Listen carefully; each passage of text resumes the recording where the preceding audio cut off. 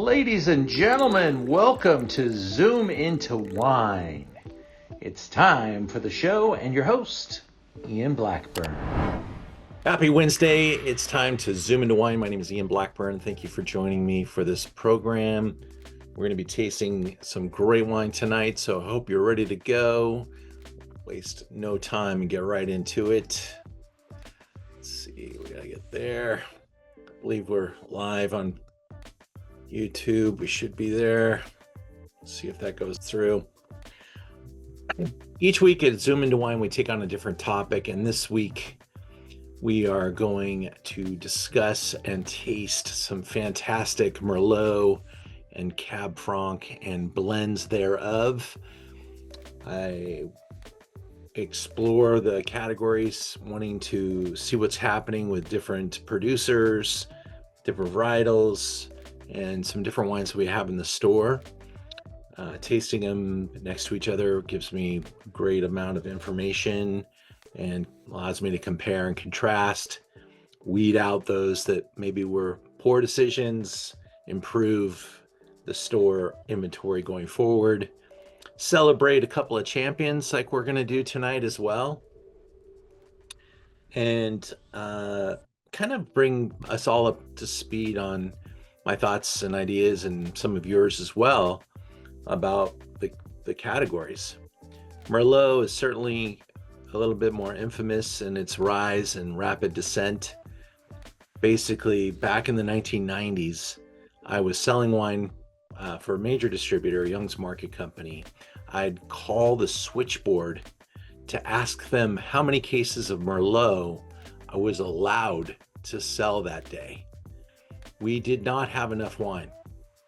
The market was growing rapidly. Red wine, was major conversation. Part of the rapid rise was a program by 60 Minutes called The French Paradox, where they talked about drinking a little bit of wine each day could have you live longer.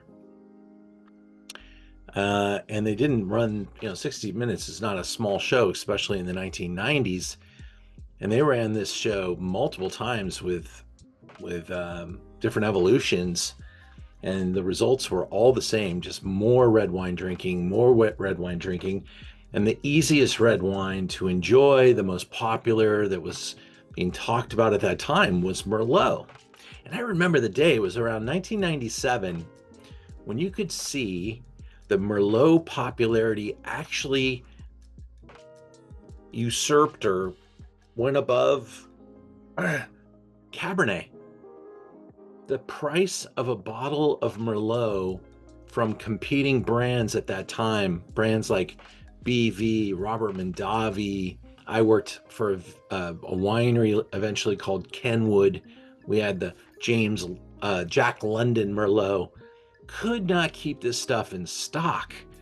And we would go out and wouldn't even be able to taste people on it. They just bought it because the demand was so strong. And Merlot, led the way.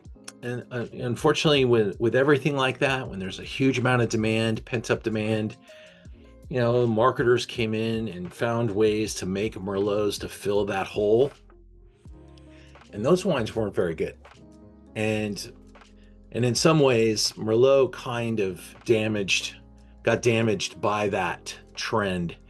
I think everybody kind of started to overcrop it a little bit. The production got a little worse, and literally just like death by 1,000 paper cuts, all of a sudden Merlot sucked everywhere.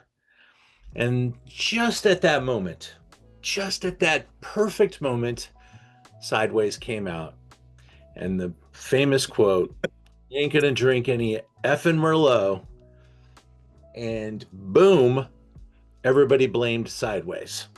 But it was already in the data. It was already in the bottle. The wine was terrible at that point. It had gotten really flabby. Yeah, well, it got weird. Literally, I can tell you, I was asked, one of the brands we sold was Fetzer, okay? Big grocery store brand, but at the time it was still a legitimate restaurant wine too. And Fetzer all of a sudden switched their source from Mendocino to Chile. And another brand put like wine of the world on the label and was using Merlot from Sicily and Corsica, wherever they could get some Merlot. And it was really bad. Argentina, Merlot, good God, no. It was just not going to be there. And so the whole category just suffered from marketers trying to do it. And it really was tough. All right. Well, let's taste some wine. And we're going to start off with a wine that is made in Washington, and it's been featured on this show probably once a year for the last 4 years. Some people think they've tried it already, but you know, every time the wine changes, it's a new iteration. This is a great winery, by the way, J. Bookwalter, and it is maybe a little bit of a shame that in the state of California, I do have a little bit of a hard time selling high-end Washington wines. They are fantastic, but it's like bringing a sack lunch to a buffet when you come in with a $100 bottle of Washington Great Red to compete with the wines of California. It's a little challenging. In your website says Columbia Valley, and then it says Oregon on it. And it may very well. There are. But Columbia Valley is usually Washington, isn't it? It is usually. I'm not sure what the wineries. I mean, it says right here in Washington, so maybe it is a mistake. But okay, obviously, no, that's what's on your website right now. On my website, well, Columbia Valley does fall on both sides of Washington and Oregon. And if you're an Oregon winery, you are allowed to say Columbia Valley. Some producers even get more specific. Columbia Valley Gorge is a Washington AVA. So yeah, I'm not sure. I haven't checked that out. I'll find out later though, Tig. And so the wine that we're tasting tonight comes from a fact that I taste with the great broker that represents this brand. Small guy, really solid, comes and visits me. I like the wines all the way up the lineup, but I go right back to this basic wine that they make. The brand's called J. Bookwalter. Everything's got a literary reference to it. This is his like blend of leftovers. And it's so good. It's just, how can I buy the really expensive higher end one when those little champion comes in at a price that's just hard to beat? So almost, you know, punishing him for his success. This wine just is one of the best values on our website. Dollar for dollar, it would be hard to beat this little gem.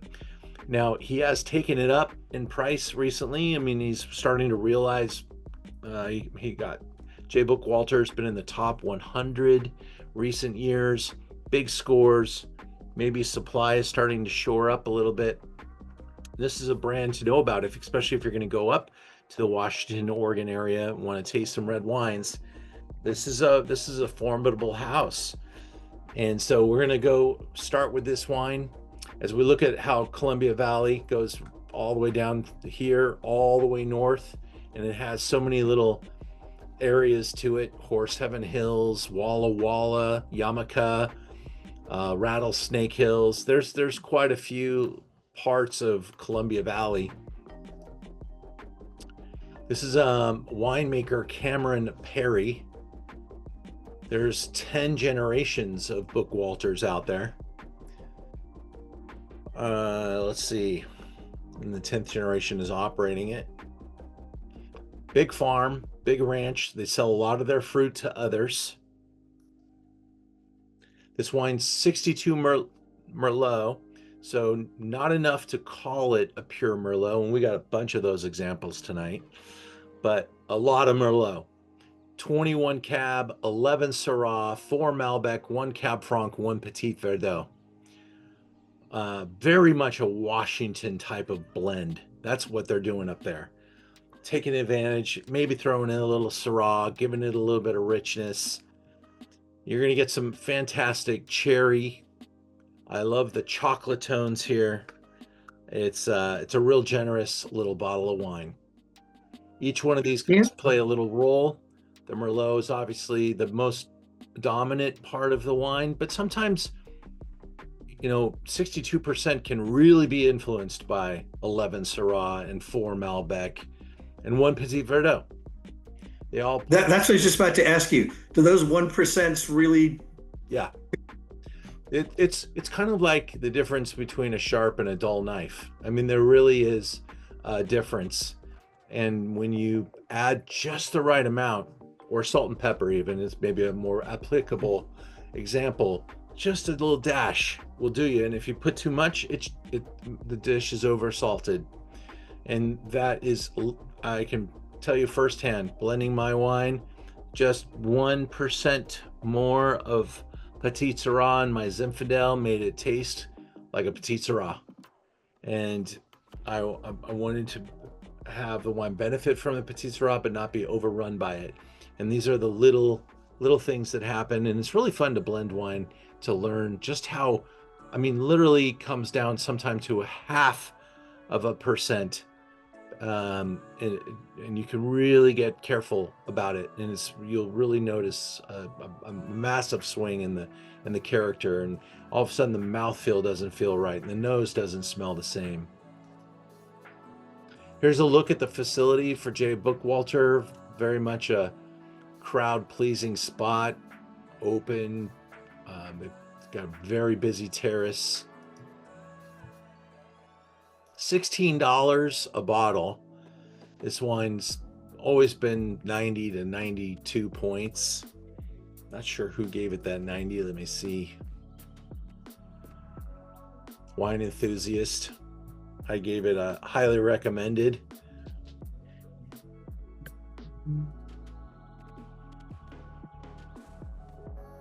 Now, one thing that this winery started to do is to bottle this without a vintage. In 2023, they brought the vintage dating back, and this wine took a pretty strong price increase when they did that. The non-vintage idea was fun and worked, but I guess they got enough resistance to it that nobody wanted to jump in and grab it all.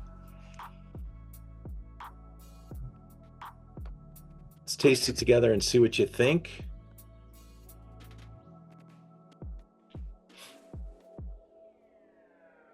Colors moderate. It's got some nice darkish hues, but it's a little thin in the depth of the color. Nose is beautiful though. Very much a big Bordeaux style red wine nose.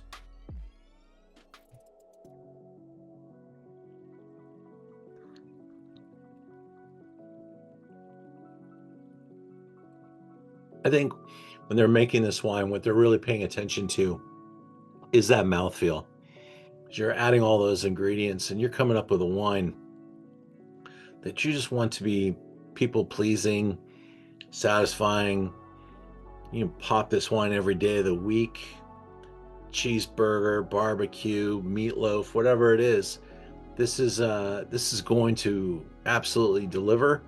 It is under Stelvin, which I really like about this package, because this wine is made to be drank now. You could certainly count on it, lasting 4 or 5 years, but it's protecting it.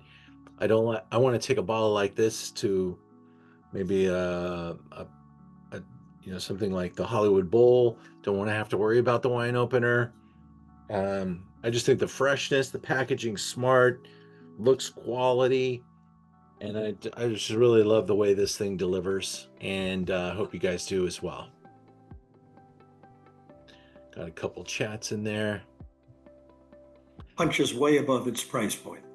Way above its price point. There's nothing. It's a plunk. Nothing about this says plunk to me as I drink it.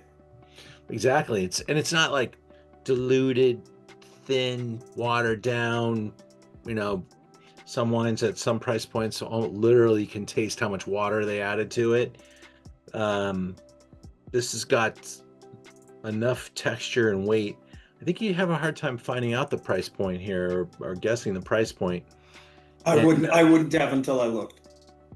And Thomas's question was a good one. How long will this age? I definitely think this is, it's a 23. I think it's easy ride to 28 in this wine. So it's got some structure to it. Yeah. And it might even get a little better over the next year or two, because it is, 23 is still like coming around. This wine was made in a way without a lot of wood, without a lot of oxygen. So it's meant to be fresh, but I think freshness is until 28 with this wine for sure. And it might even really take even another leg higher in quality over the next year. But this is a fairly new vintage. Maybe the 24 is coming around the corner. I just don't know about it, but we order this wine on a pretty regular basis. It often makes our value boxes and makes people really happy, and people come back and buy it because of our value boxes. If you don't know that we do that, for something around $140, we will send out 12 bottles from the store. Now, in that listing, what we sometimes tell you is that sometimes we're going to put a bottle in there that's way out of bounds on price because the label got damaged or scuff mark, something like that. We might stuff a $30, $40, $50 bottle of wine in our value boxes. Is everything going to make you go yum like this one? Well, maybe, because we're not buying anything less quality than this for the store anymore. The wines, this is like, I think, one of the least expensive wines in the store in the category. And so we're also some good wines in those value boxes, including this one. It works out to be a good deal for me. All right, moving into wine number 2.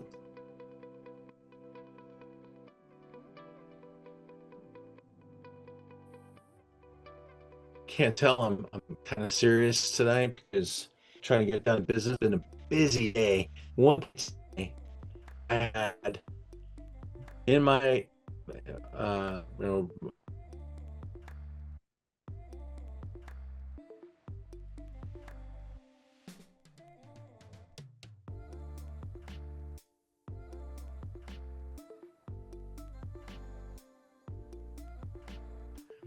Did I disappear for a second? Because the thing just reloaded. You did. You're back. I don't know if you guys have heard about all of the internet craziness out there, but like Eventbrite went down worldwide. AWS went down worldwide. There's been some weird stuff, so we might have some more of those little ins and outs. So if I do disappear again, no, I'll be trying to get back.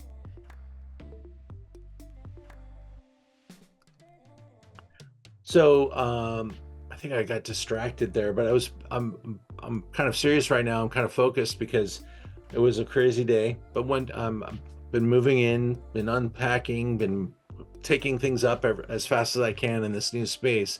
Today our new stove arrived, new hood, bathroom, faucet. So I had a plumber, an electrician, a locksmith, all there at the same time. Air conditioning went out while I'm standing there. It was wild. And the fire department was there checking fire alarms, so it could not have had much more frenetic energy. So I came in today. I guess I should put it on now. I guess I'm just kind of acting a little bit like Shohei Ohtani did last Friday. He got right down to business. Right, Thomas? He did. One of the most impressive performances by any baseball player ever. I was there, 4th row. Seriously? Wow. It was. I lost my voice. I lost my mind. It was outstanding.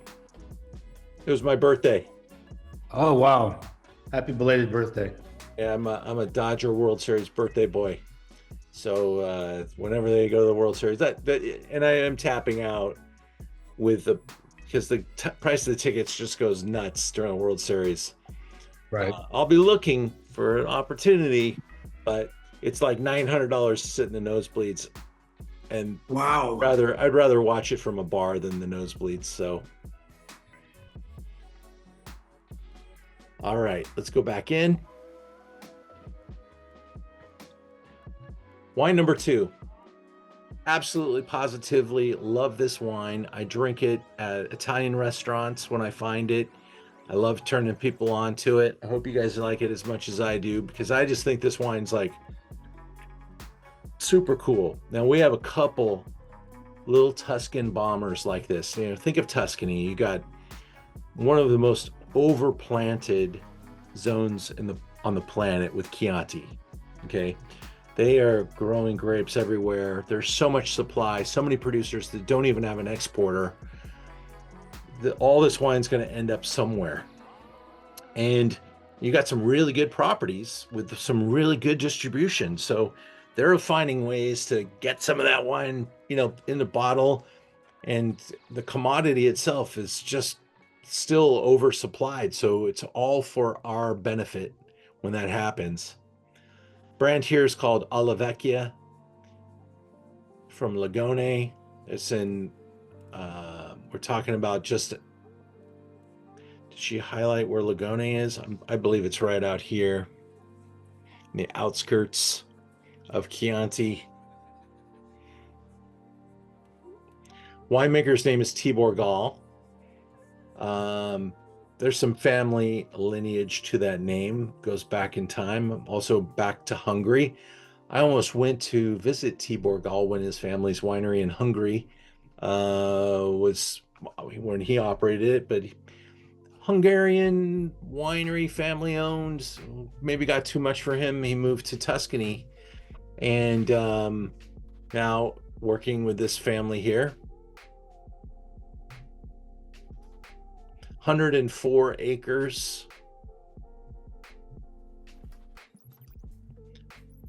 I love going to Tuscany. I love eating in Italy. Some of the great pleasures in life. There's some little just restaurants and mom and pop places you go. Wine is cheap. The food's amazing.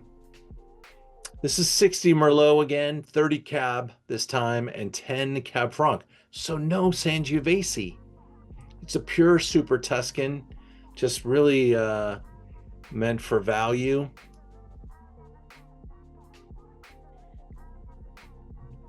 There's Tibor. Wow. 14, 23, 23, 32. Let's see how we do. Still have the last one in my glass. Hold on.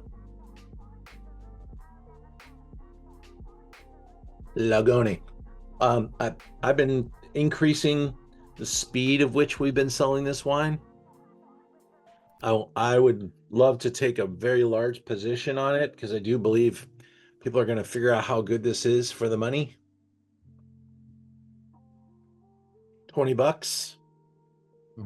We work pretty hard at 20, but it is the right number.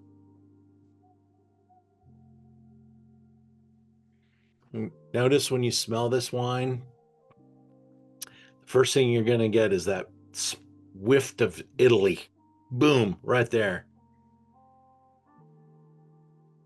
Some little dried herbs, some like salumi type of smell, some like dried meats.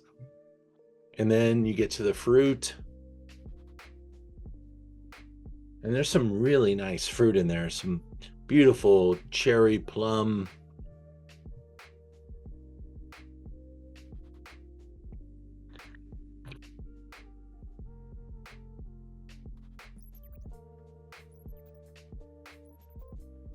You can pick your favorites. If you're more of a New World lover, you might prefer the first.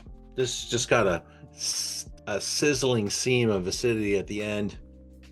I love it with food, and great with so many different things. Go to an Italian restaurant, have, maybe I'm not going to have this with something creamy. I'm going to have it with something like with some meat in the dish, some pasta, some tagliatelle or something like that.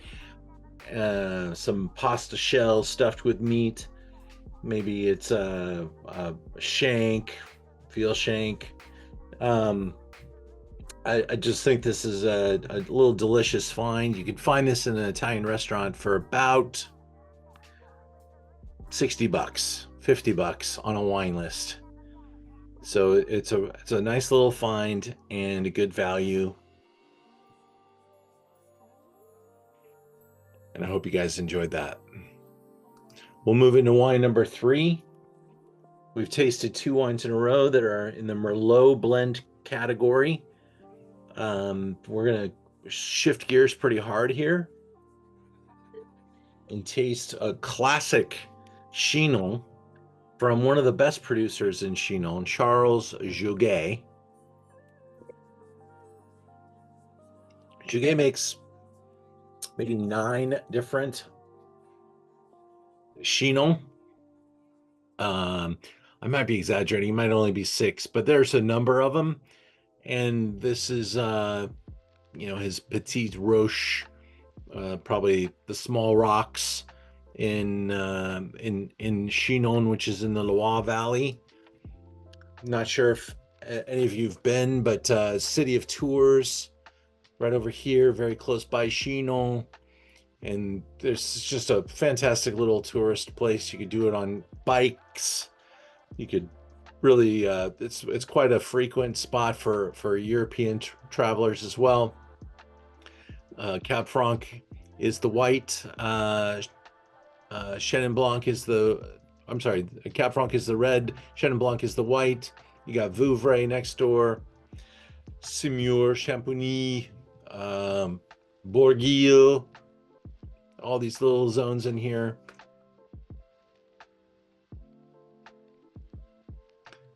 (1957), 32 hectares, about 70 acres, 80 acres.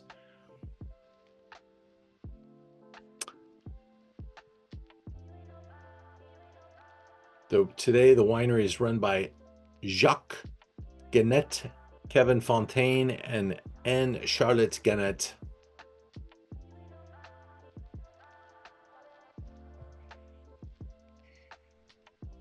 And it looks just like this.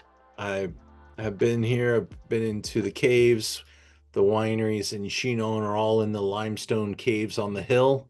They smell like limestone. The wines sitting in these kind of damp, moist caves create an energy and an authenticity to the wines of Chinon. They're very consistent. I said 6, there's 6. I said 9 initially, but I think I did pull that back. 100% Cab Franc. No blending allowed in Chinon.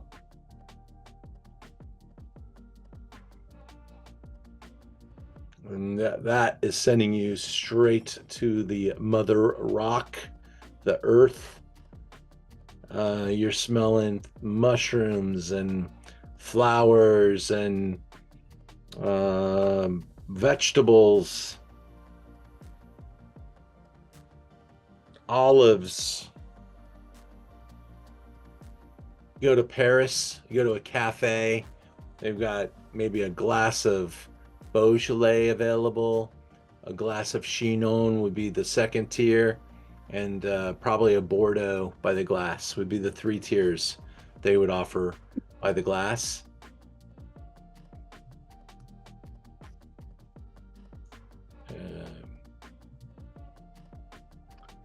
Cab Franc, a little more acid. This is the mother grape variety. Cabernet Franc made Cabernet Sauvignon. Sauvignon Blanc and Cabernet Franc got together to make Cabernet Sauvignon. So pretty interesting.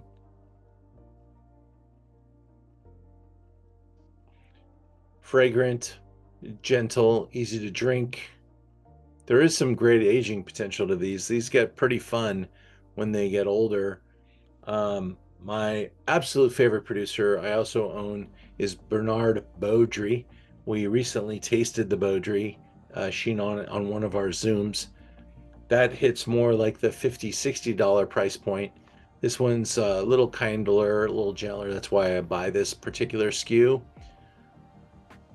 I have tasted with this gentleman in the cellar.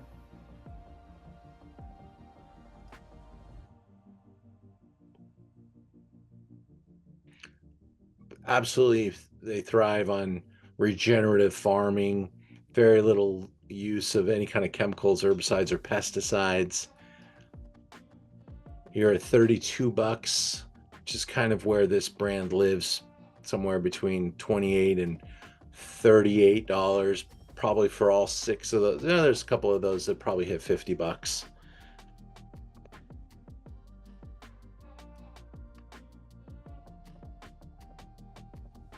Richard the Lionheart died in Chinon. Did not know that. Now you do. Bam.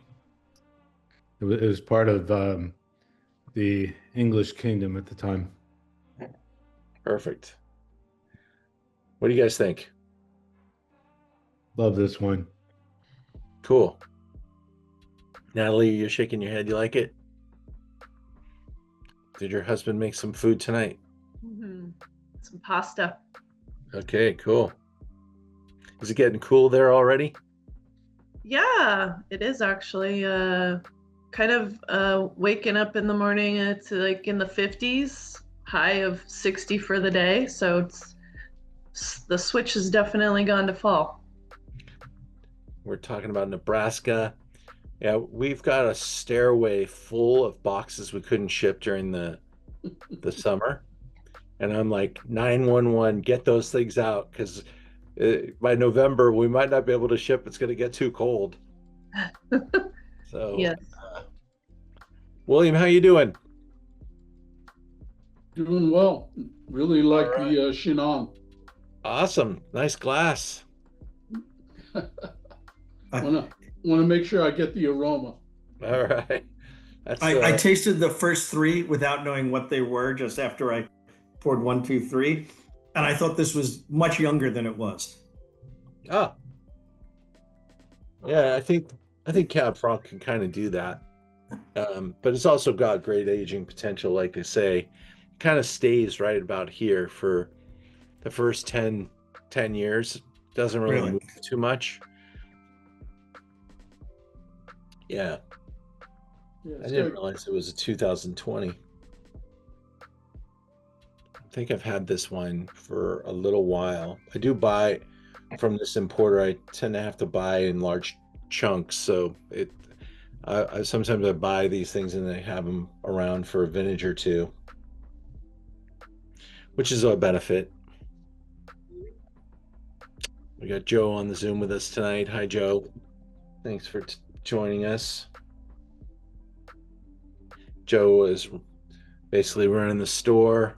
She does all the work. She's the one that talks to you guys, gets the orders filled, gets them out, does all that, and does it so well. She's like the most efficient person I've ever met. So Thanks, Joe. thanks, Joe.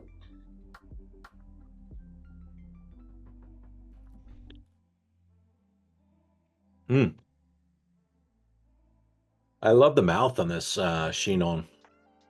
The nose is fun. The mouth is beautiful. It's just the right amount of that grippy element. There's some of those fun Cab Franc characteristics like graphite or pencil lead, pencil shavings. I always smell that in Cab Franc.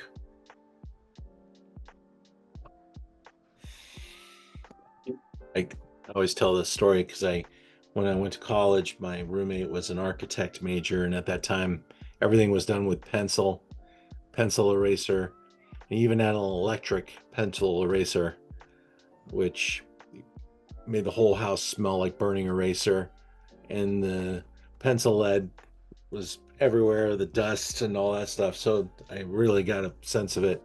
Going to Cal Poly Pomona, you're likely to bunk with an architecture major. That those people work so hard. When I went to college, if I had to work that hard, I would have finished ever. They had to stay up like 24 hours a day doing their work and drawings and stuff, and it was intense. All right, we're going to move into wine number 4. This time it's 100% Merlot.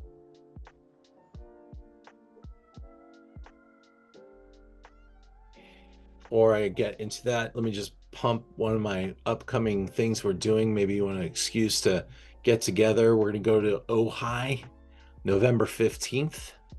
Got a great day planned for us. I've got a killer trip to Napa. Natalie, are you available? Because I got 2 spots left. Sorry, I couldn't find the mute button. No, I'm not. I'm sorry. Okay. I know it was definitely something I was interested in. Well, we'll shoot at you for 27 when we go in January 27. Sounds good. Oregon in February. I couldn't put together a better trip to Oregon. It's really awesome. The fact that Portland's on the news every day with a bunch of dancing characters may not be helping my Oregon success. We'll see. I'm going to give it until end of December before I judge anything, but Oregon appears to be a little tougher to sell, but it is awesome, and it'll be full of character, and we're staying at the best place, and we're eating and drinking at the best places. So if you want a really fantastic excursion, Oregon will be great. Sardinia, doing pretty well. We're about halfway there already. And if you ever thought about going to the Blue Zones, quite a different trip for us. A lot of different food stops on this way. They make so many unique items in Sardinia, and going to an olive oil location. We'll do a cheese. We're going to do some different things in Sardinia.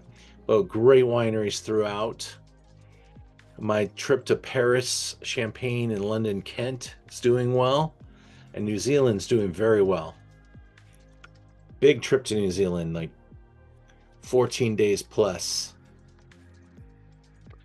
And then this weekend, I've got my Champagne Challenge with fried chicken from Howlin' Ray's. Got a couple spots left for Saturday. The Merlot in your glass is from Robert Foley. Robert Foley, a very established benchmark name brand, really developed his reputation as the winemaker at Pride Mountain. Was making Robert Foley at Pride for a while. I think Pride may have gotten a little bit tired of the fact that his wines kept getting a point or two higher in the scores. Robert got a couple of 100-point scores, a couple 99s. Pride did pretty well as well. But Robert Parker called Robert Foley the king of mountain Merlot. And so we're tasting it 2018 because that's the current vintage. We're talking about wines that are coming from off of Mount Veeder, up at high altitude, real close to the Sonoma border.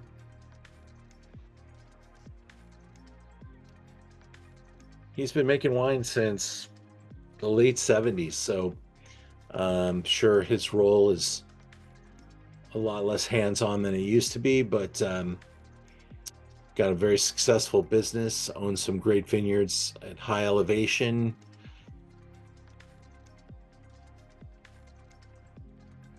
And he makes a complete suite of wines.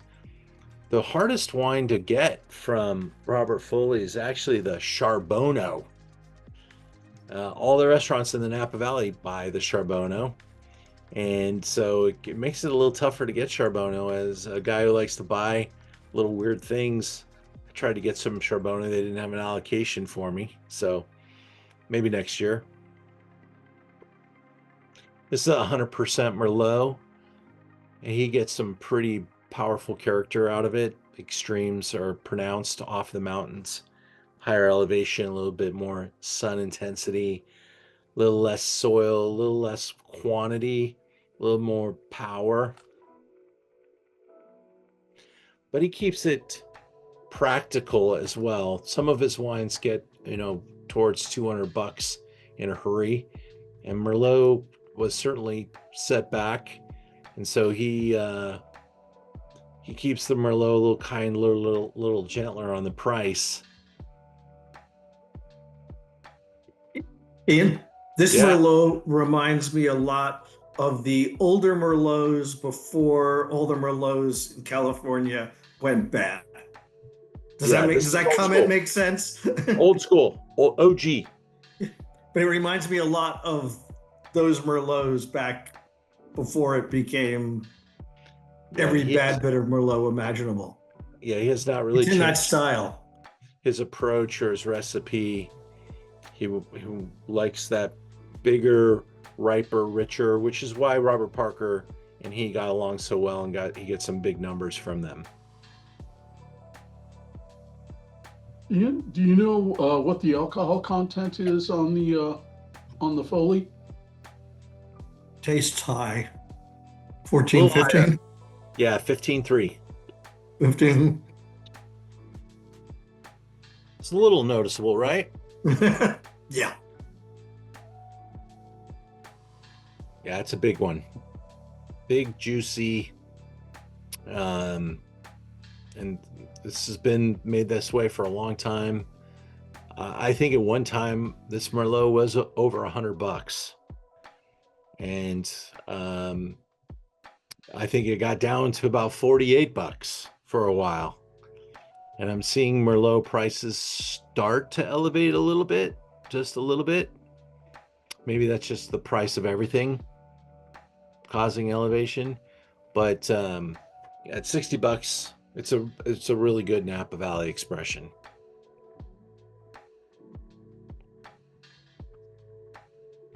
All right, back to our blending ideas. And what a great excuse to try one of the greatest wines on the planet. This is Tenuta Sette Ponti. We have regularly featured wines like Crognolo from this producer. I have a long story with this producer. I think I told you before during the Crognolo, showing how he gave me a pair of shoes from his shoe factory, and I got a call from the president of co-brand letting me know that I'm not supposed to accept gifts from the winery because they always come with expectations, and he expected me to sign off on a huge 1,000-case order of a wine that we didn't even import. So be careful accepting shoes. He was the financier behind brands like let's see, what was that brand? Prada. He financed Prada. And in fact, I told him I wanted to go to the Prada factory, so because they have a huge outlet there. Oh wow, it's exciting. But you to get in to a certain part of it, I don't remember what it was, but I had to have a reservation to get in. And he called ahead, and I got the white glove treatment.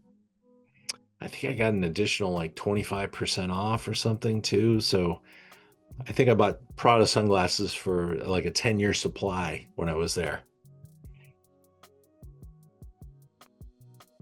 Tuscany is where we're talking about. And Tenuta Sette Ponti is featured in Leonardo da Vinci's Mona Lisa. It's the river with 7 bridges.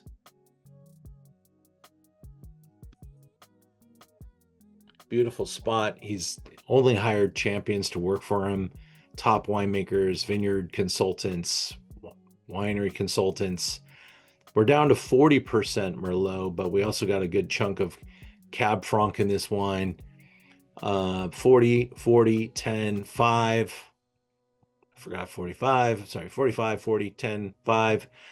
And I think it's hard to tell the actual composition of this wine. It is young. This is the 22, coming after the great 21 vintage. I didn't know what to expect from the 22s, but everything I'm tasting from 22 from Tuscany is pretty damn exciting. It was a warmer vintage, as it was in Bordeaux.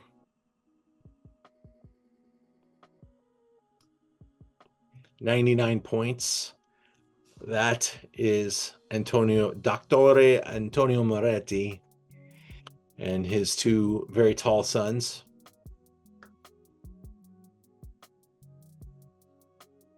And that's how they wake up in the morning. They wear those sports coats to bed.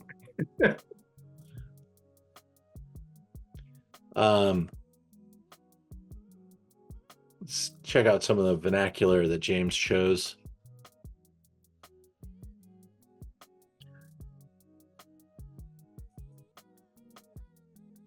Vertiginous. What does that mean?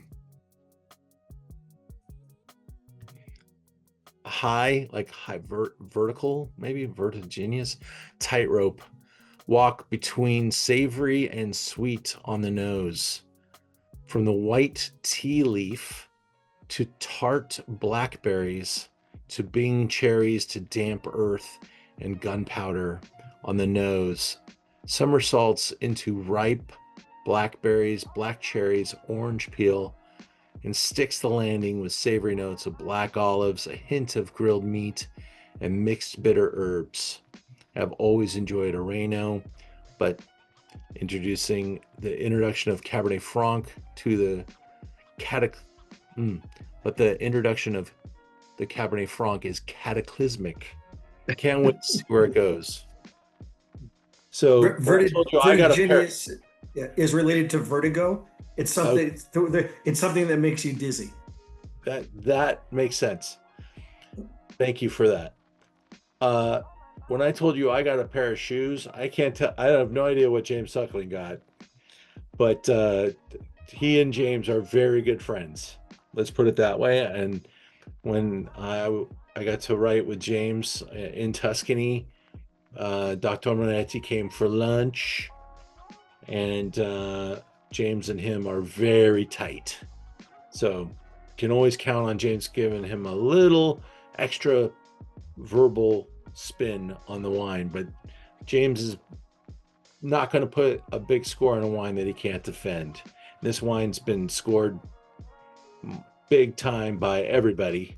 Let's see if there are some other reviews we can point to. 98 Wine Enthusiasts, 97 Falstaff.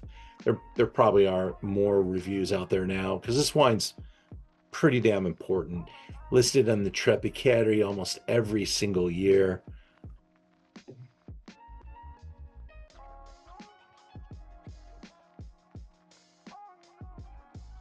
This wine's massive, beautiful, intense.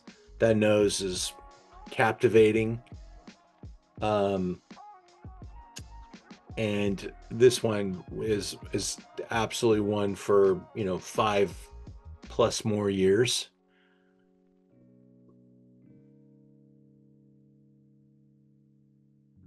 Beautiful wine. It's interesting though because the fruit is so big, and yet the acidity gives it almost a lean, sort of racy quality. It's almost you nailed it. Kind of oxymoron there, but no, I love wines like this. That's what acidity does. It takes those big characters and moves them through your palate, where this wine almost feels daft, light. But this thing is huge. It's huge, and it's tightly wound too. I mean, that's part of its youth. You almost need to taste this with the imagination of where it's going to go and what it's going to end up doing. And I think it's actually only a year more before this thing really goes wow. Because by tasting this at this point, I can be like, okay, I can already see this thing as it's like tying a shoelace kind of tightly, and then you walk around in it for half a day and you look down and your shoes untied. This is starting to happen to this wine. The laces are just starting to get a little stretched out, and you're feeling that space now in between the power. And I really appreciate what this wine can do. James is making a point to point out that the Cab Franc is now being added to this wine. Prior iterations were Merlot Cab and Petit Verdot without the Cab Franc.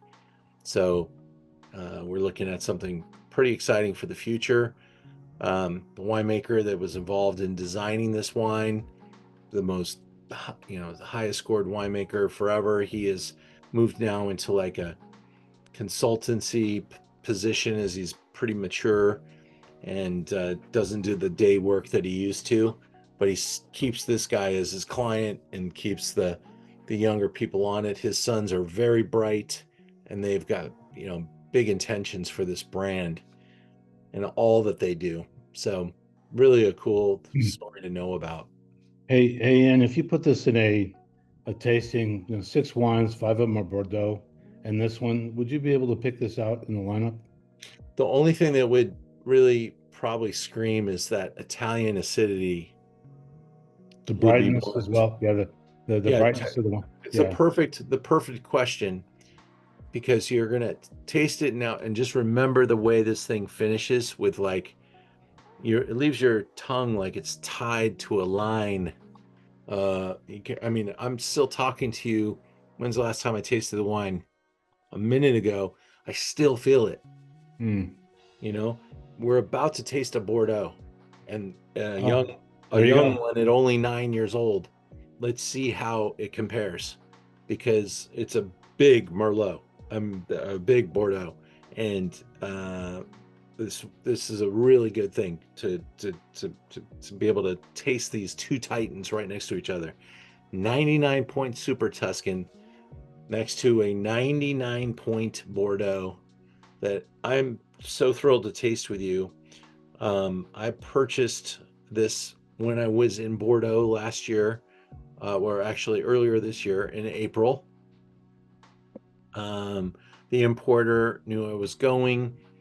This is a spectacular little property.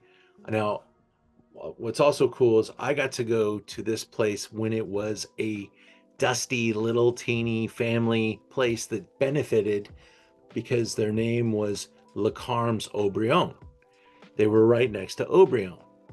Well, flash forward 20 years later, the missus, she's an older woman. She still lives in the house that you see on that label, but the investment company that came in and bought this property allows her to finish her life living in that house.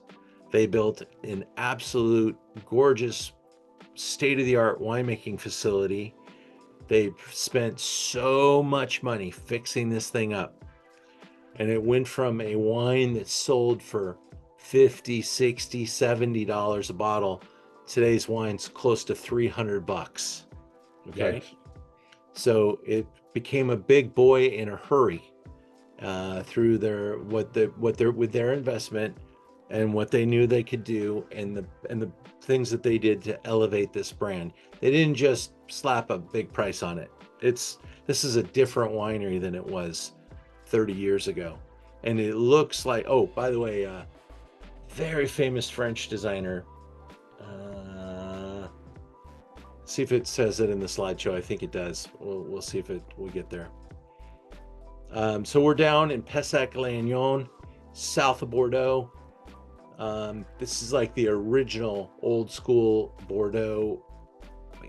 Romans involved, in the Pope lived here. One of the popes. There's a actual brand called Pape Clement, because the guy who owned the vineyard became the Pope. I have gone from loving all Bordeaux to being able to say now that I love all Pessac-Léognan. It is my favorite place for Bordeaux. I find them to be the most interesting, the most classic, terroir driven. They are, I think, the wine equivalent of Scotch. There's something almost peaty about them that's very different.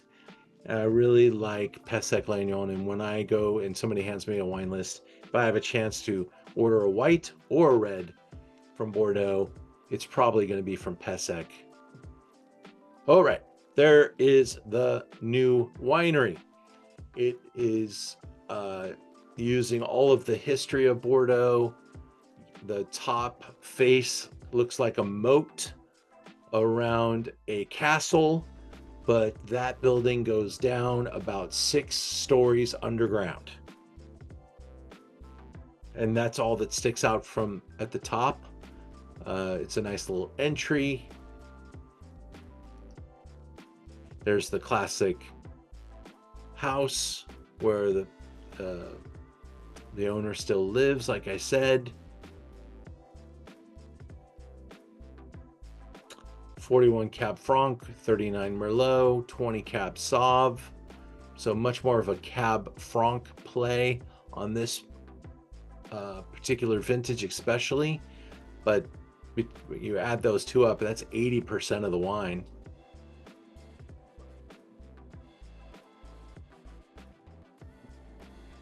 There's Guillaume Pothier. Did not meet Guillaume.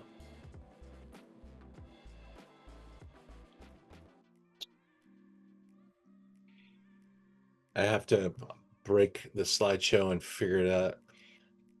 Who designed Les Carmes Haut-Brion?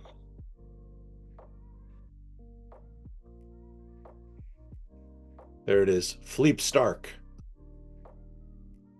Each week at Zoom into Wine, we take on a different. That's a name. Yeah. There we go.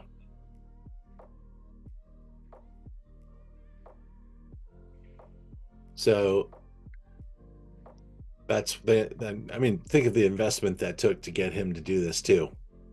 And by the way, there's so many little Philippe Starck elements to this property. Philippe, he created this special bottle that is like round like a donut that you can only buy at the winery, and it comes in a jewel box, and they do all kinds of stuff that's way too hip for the rest of Bordeaux, but they get away with it because of Philippe Starck's reputation, etc. Now, of course, Philippe Starck's not involved in the ownership. He's not involved in the wine. Didn't touch the wine label, but did do some special packages for the gift store, and there's influences throughout the building from Philippe Starck. It's not just the outside. Notes that we're going to notice here: smoke, tobacco, decaying flowers, charcoal, gravelly minerality, loads of sweet black and blue fruits, full-bodied richness, flawless integration of acidity, fruit, and ultra-fine tannins, a blockbuster finish. This is another 2016 that possesses the power and elegance. Do your best to hide bottles for 5 to 7 years. It will keep for 3 to 4 decades. 99 points, Jeb Dunnick. It's got a plethora of huge scores behind it. It is a beautiful, I would say, I don't want to say petite chateau, but it is on the smaller scale. So part of that price move may be because they're so small, but certainly the investment that they made was based on being able to charge a lot more, as they knew they could ratchet up the quality.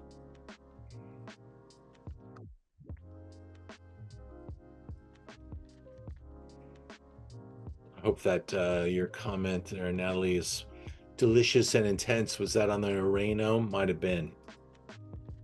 Let me get your thoughts on this one as we taste it together.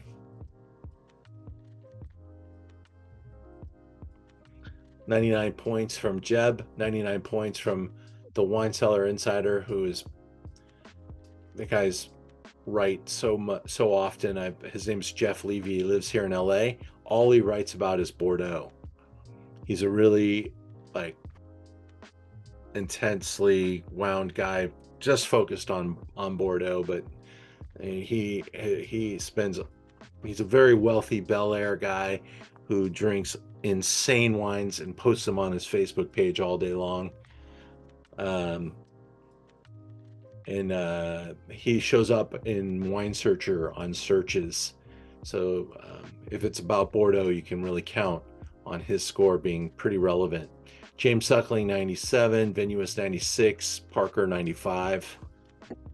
Check this out.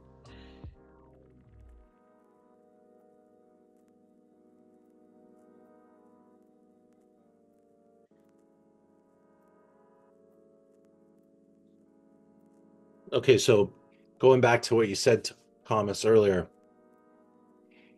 can you feel the difference already? Definitely.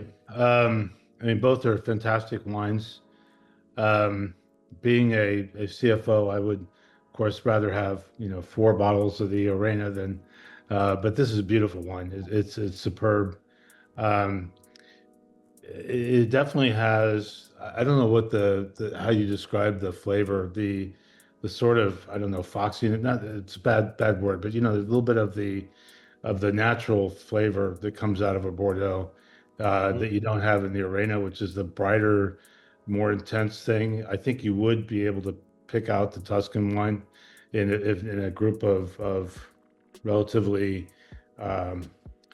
Bordeaux that really recognize Bordeaux from that standpoint. Yeah. Both are wonderful wines. Great depth of flavor. I'm curious. This strikes me as being a long way to go to be at its peak. What's your view on that? Yeah, I think at the high end of Bordeaux, you are making a pretty expensive mistake in opening it before it's 10 years old. So this is 9, right? And I'm getting the feeling like I'd wait 5 years. Yeah, certainly. And when you start to list vintages from Bordeaux, if 16 is not the best vintage of all time, it's right there. And so you've got a wine from 14 isn't just 2 years older. It's like it's ready to drink. 14 vintage, whereas 16 is going to hold off on how soon it can be, at that level. This is the better the vintage, the longer you need to wait. And so we do have a really good wine here. I think it's fun to drink, fun to taste at this level. Just like the 22 Oreno was fun to taste. Are they ready to drink a whole bottle? Maybe not, but you want to make your judgments now. You want to be able to compare and contrast to when you taste them again in the years to come, and you want to build your knowledge of vintages. 16 being great, and something exciting too, because if you went 5, 6, 7 years earlier with the Carmes, totally different wine. Not a bad wine. You might spend $150 on an 09 Carmes. It's not. It's made in an utterly different world. The winemaking facility, the mentality, everything changed with this new team, and they spared no expense. We're talking laser sorting tables. What year did they come in? It might have been right around 9. Maybe ownership was starting to change before that, and they had to get all the permits and licenses and Philippe Stark drawings done. The winery got completed somewhere around 14. So there were a couple of years in there where maybe the wine started getting better, but the place wasn't done yet.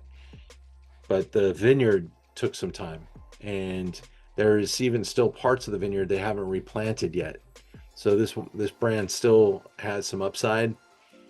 And I think if you look at the scores of this wine, ever since 16, 18, 19, 20, 21, they're all huge. They're all huge. So it's a teeny little drop of wine compared to something like La Mission or Château Haut-Brion. But, for those in the know, they've got this. Oh, they also have their own perfume. So there you go. The residual nose in my glass is amazing. Really beautiful. Yeah, and I that's what I love about Pessac too, is the nose is really the coolest part of a Pessac-Léognan wine. The white wines are on the equal too, and they can also be almost the same price. Haut-Brion's Blanc is more expensive than the red. So you could spend over $1,000 a bottle for their white wine at Haut-Brion. We're gonna have to do a Bordeaux tasting, and led by you, of course, of things that are the ordinary person can afford, but deliver this kind of quality, right? Right. Well, we try. We do that every once in a while. Top value stuff like that. So Ian, Bill and I met in 1989, and about a year and a half ago, I bought at auction an '89 Haut-Brion from one of those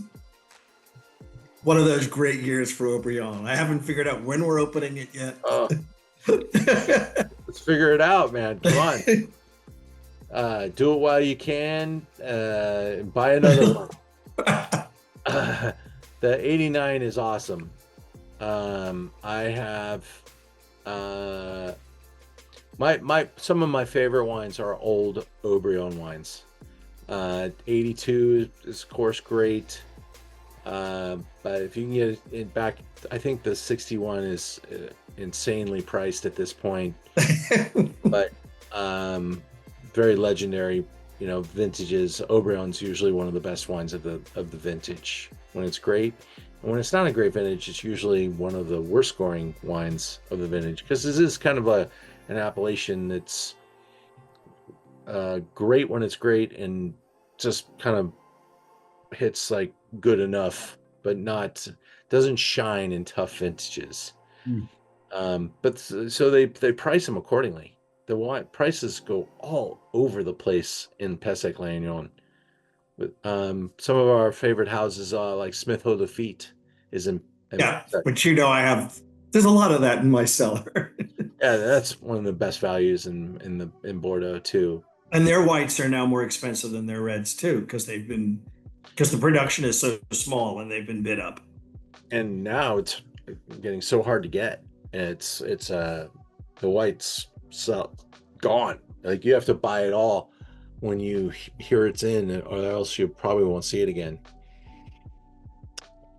So we've got some fun Zooms coming at you. We're coming towards the end of the year. We're going to start posting the Zooms for 2026. Can you believe that? No.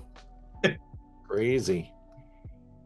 But for now, let's see. Next week we have an event here in Los Angeles on the 29th. So we're taking next week off. We've got the Rhone Valley in the first week of November. The wines are on the website. Can't recommend this one enough. Châteauneuf-du-Pape, Hermitage, Gingondas, Saint-Joseph, and a really good little performing Côte de Rhône that we carry from Pierre Gaillard called Operation Dragoon, and a wine that just hit the Wine Spectator Top 100 values. This little white. I just ran out of stock on it, but they had another case for me, so we'll keep it in the program. But a really good little bottle of wine from a great producer in Vecchia. So a super lineup. join us for that if you can. Wines of Mexico, which we were going to try to do earlier this year. I'm not sure, I don't remember what happened, but we pushed it out to November 12th, and we're getting all the winemakers on board for this. They'll be live on this Zoom. So join us, because this is really going to be a special show. The wines here are some of our best-selling wines in the store are in this lineup. Casa de Piedra. I'm sending this all over the country, by the way. Casa de Piedra is really, people go to Mexico, to Baja, and they taste Hugo de Acasta's wines, and they freak out, and they want to own them, and they're not distributed outside of California. So people buy them from me all the time, all over the place. You've had this one probably before with me. It remains a top-selling wine. It's also from Hugo Acosta's son. The Vinos Kruger, we're going to taste their cab. Big, typical, bold Cabernet. A really fun Tempranillo from Hacienda Guadalupe. This is an $80 beauty from Baja called Ensalados. And I will learn how to really pronounce it when the owner comes on, because she's going to do it. And she's special, super bright, lovely, charming, and sells this to kings, queens, and princesses all over the world.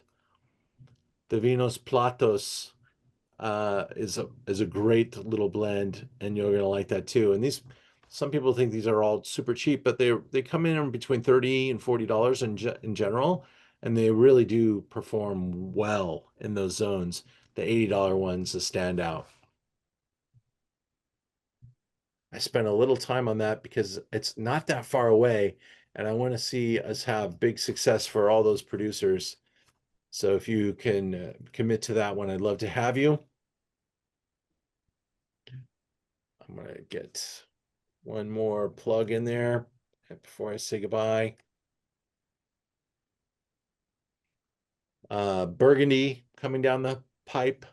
November 19th, we have Stars of Cabernet in November.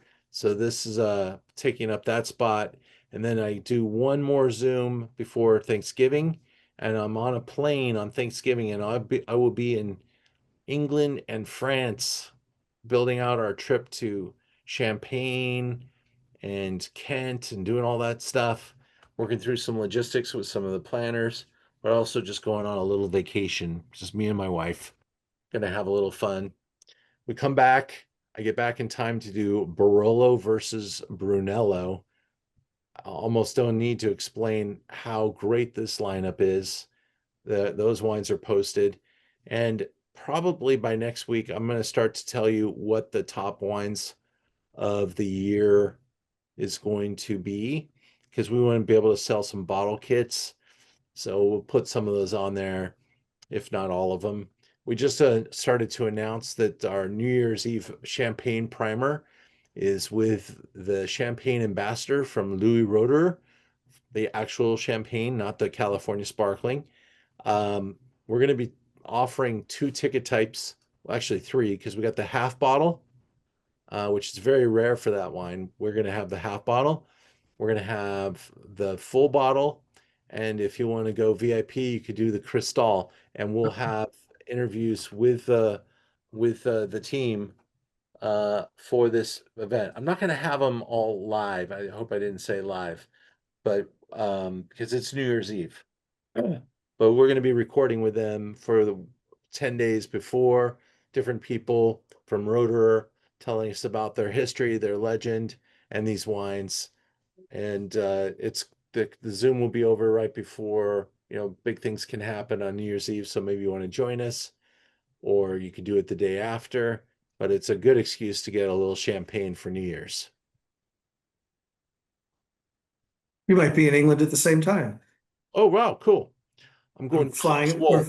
We're going on. We're leaving on Friday after Thanksgiving to do some art and theater. So, Ian, I have a question about the Oreno, which you guys all loved, and to me, it had some very strong flavors that almost seemed to be fighting with each other. Does that make sense? Sure. I mean, it's a big wine, and it's lashing out at every taste bud and corner of your mouth. It's a big heavy weight wine for sure. And that wine is not for someone who doesn't like big wine. I like some big wines, just that one was kind of funky for me. Cool. Did you have any favorites, Nat? Yeah, I really love this the French one, the last one. Cool. I like it when it's a little funky and you can taste a little bit of earth and cedar, and I always call it grandma's basement. There's just a little bit of funk to it. So I'm taking my time enjoying it. Excellent. William, how about you? I'm going to have to go Old World, and between the Haut-Brion, the Charmes Haut-Brion, and the Tuscan, it just be what I was eating. I think the Tuscan needs a little time.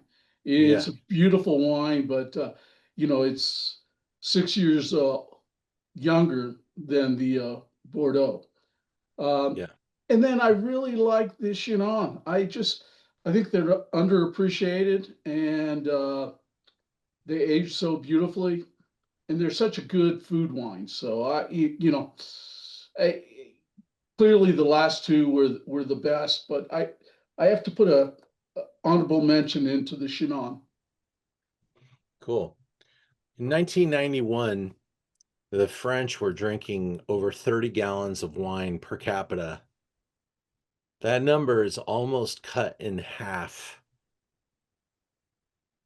And because of that, prices on a lot of wines, such as the Chinon, probably haven't changed, even under pressure and uh, inflation and cost of goods going up.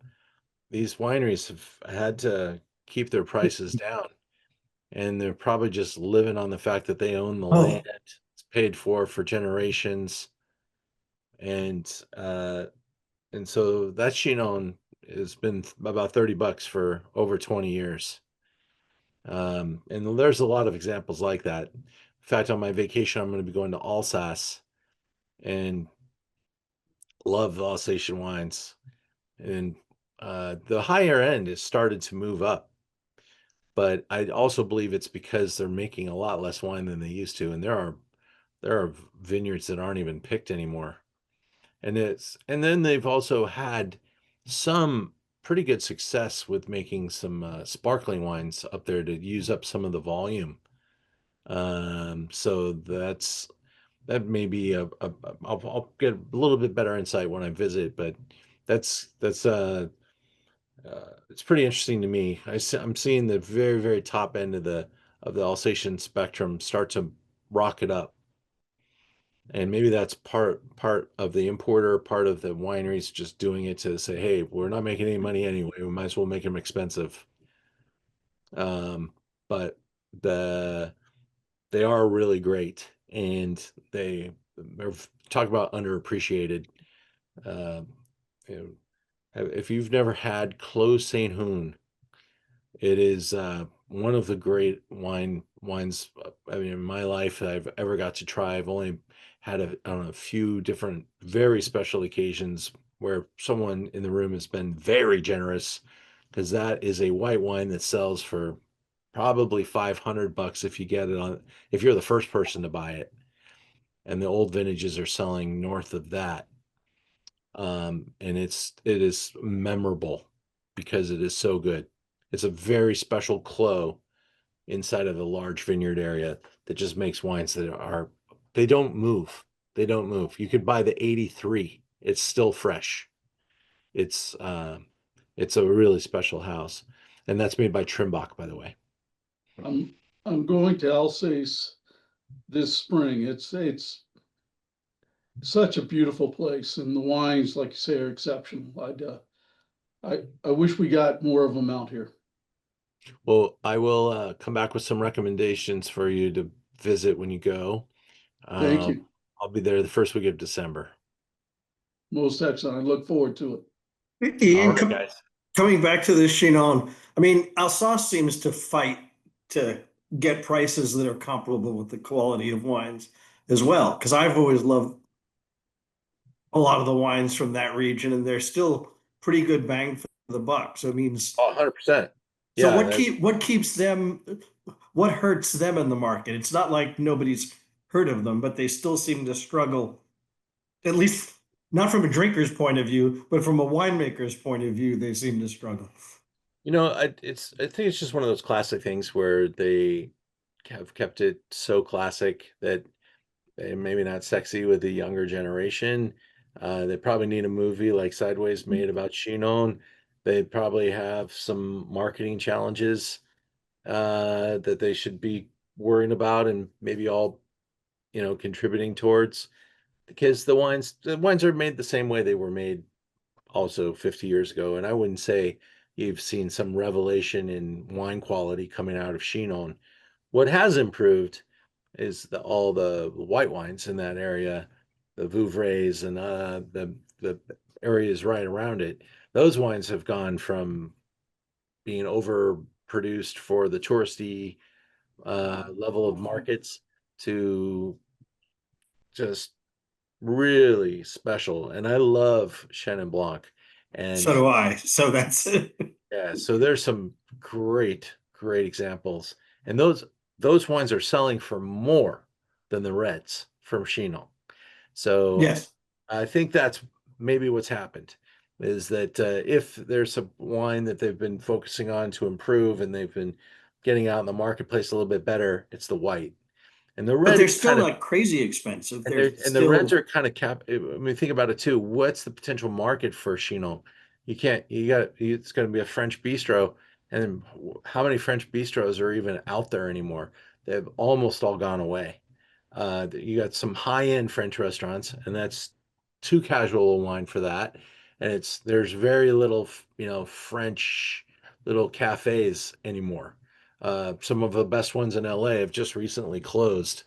Um, and and they were the best. They were the best. They were the last fighting French cafes. So I think the marketplace disappeared for Chinon almost as much as anything else, and so it's kind of left up to retail and maybe international hotels where a Chinon might have a chance. A couple little a couple little spots in between. There are a few French restaurants that you can still do it. When I go to Napa Valley, I'll go to Yountville, I'll go to Ad Hoc, and they'll be pouring a Chinon by the glass. Um, because the winemakers in Napa Valley like it, and they're like, oh, let's drink something that's not Napa Valley. Yeah. Well, thanks for the conversation, gang. You have a great night. Enjoy the World Series. It starts this Friday. Go Dodgers. See ya.